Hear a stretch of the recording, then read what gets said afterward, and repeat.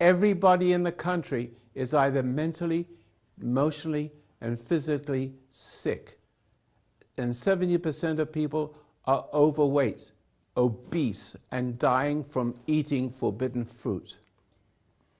And plenty of those who are rising up to encourage you and finding newer and newer concoctions on the TV all day long, and the kids are surrounded by it. And they eat it like the forbidden fruit is normal. And the normal food isn't food. But right, but what's so bad about it? All right. Is that because us using the knowledge to create No, new no, I food? will tell you right this. If you make a choice, if you're going to make a choice, if you love God, Yeah. then you eat His food.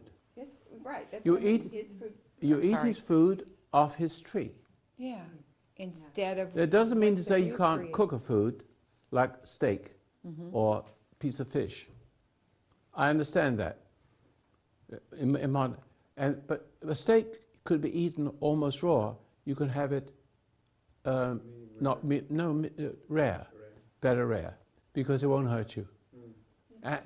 If you look at animals, they eat each other raw, right? They eat each other while they're kicking.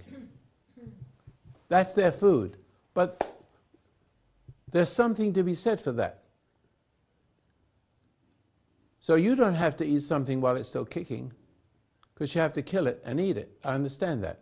But off the tree, I mean, there's so much food that you can prepare deliciously. You know, And- can I make a comment? Yeah.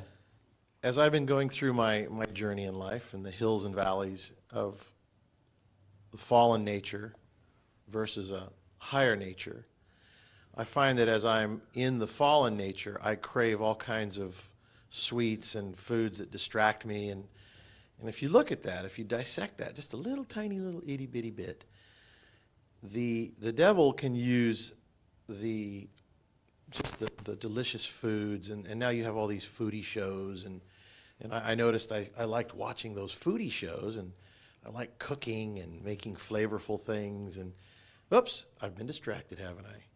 And as I rise to a higher place within myself, I find that I can eat some nuts and a banana and an apple, There you go. and I'm fine. And then later on, somebody says, "Hey, you want to go to lunch?" And I go, "No, I'm not hungry."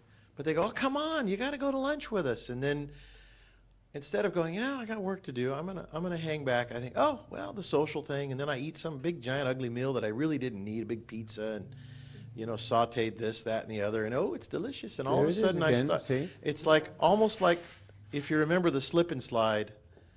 Yeah. That's life. It's like such a slippery slope. And food, you think, well, I have to eat. I have to eat to live. I know. But the fallen nature wants to feed the fallen nature, and what you feed grows. But Alan, excuse me, there's a dynamic here. That's not just eating good food and a choice between good food and bad food for your body. No, the food is connected to your soul. So one food is obedience and the other one is disobedience. And as long as you eat the food, you cannot do anything right in your life.